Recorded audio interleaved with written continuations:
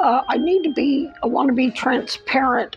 Um, when I mentioned Governor Hochul's involvement in the investigation that resulted in the raid on Buffalo City Hall and her eventually hiring an independent DOJ investigation, I'm not doing that to blow anybody's cover or get anyone harmed. Uh, I'm not trying to obstruct or name drop or uh, there's no self-serving purpose behind it. I'm not bragging. I'm not, ooh, look who I got on my side. That's not what that is. When her investigators in Buffalo, who interviewed me and tested me really well to see if I was somebody who was clutched their pearls and got offended really easy when people of color uh, violated me, which he didn't really violate me, but she had one of her undercovers at the bus stop, and he'd been drinking, and they were really, because I said, Chad was an addict, and he had drinking issues, and, I was making claims of Title IX rape and sexual assault, and, it not just oh,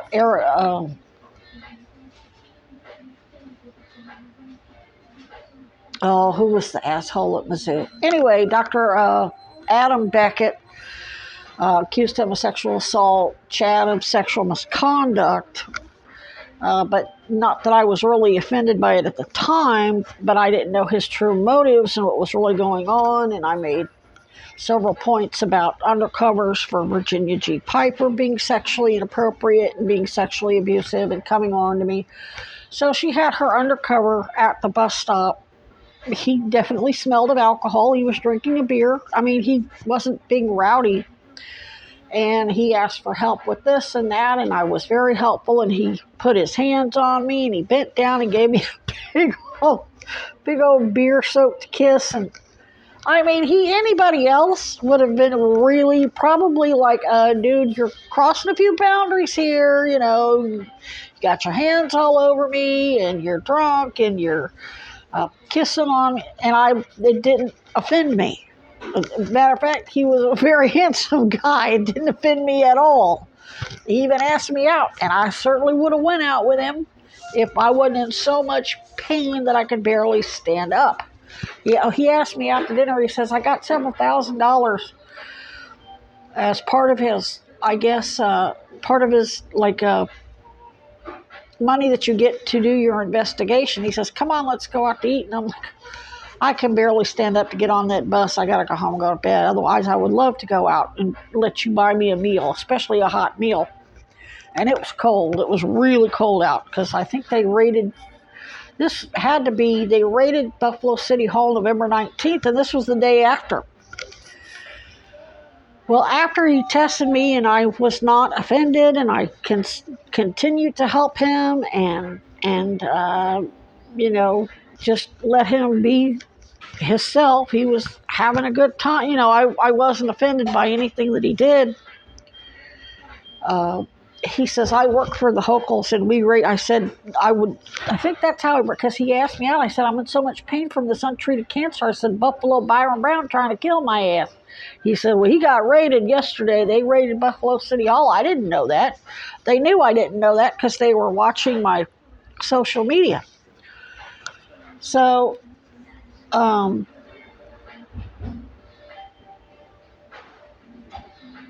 he basically told me he worked for Bill and Kathy Hochul, and there wasn't just him. I mean, he was the only one there at that time, but when I was downtown or at various places that were under investigation, I would see him there with other people, other undercovers. And when I put that out there, I wasn't trying to bring any heat on Governor Hochul or blow his cover or her cover or anybody else's. When I do that, I'm kettling, because Governor Hochul and all of her investigators, everybody working with her, whether it be mayors or federal investigators or attorneys or other elected officials or whoever, police, koozie, whoever, they're all watching my social media, and they know per court hearings that Epstein's partners in crime in both parties, including Trump, his New York real estate attorney, Cuomo, Weinberger, and all his shills, are watching my social media. So when I mention her or anybody else, and Hochul and all of the entire independent, truly independent special prosecutors have all of them under surveillance. And let's say Weinberger's got my shit under surveillance in the Goldwaters. Well, they're under surveillance. So when they go, ooh, we got to go after Kathy Hochul because, okay, now that gives her evidence that they are, number one, watching me, targeting me, and targeting her. So it's kind of like good cop, bad cop type of stuff. My father taught me to do this because people were my friends, my childhood friends, they were all Klan, but they weren't real friends. They were phony friends. But Dad and I tested it by he would tell me stuff, and he would say, make sure you tell your friend's dad this. And he wanted to see where it came. He would have me tell my friends stuff. And then, of course, if they were really moles for the Klan that were targeting our family, the kid would then go tell their dad, and their dad would go tell somebody else, and it would get back to Dad. It's like a plumber who flushes a dye. Let's say he pours red dye in one sink and blue dye in another and yellow dye in another, because all of the plumbing ends up in one spot and they got a leak and they need to see which dye comes out where the leak is. It's same thing, same concept used in Departure. The Departure with Matt Damon,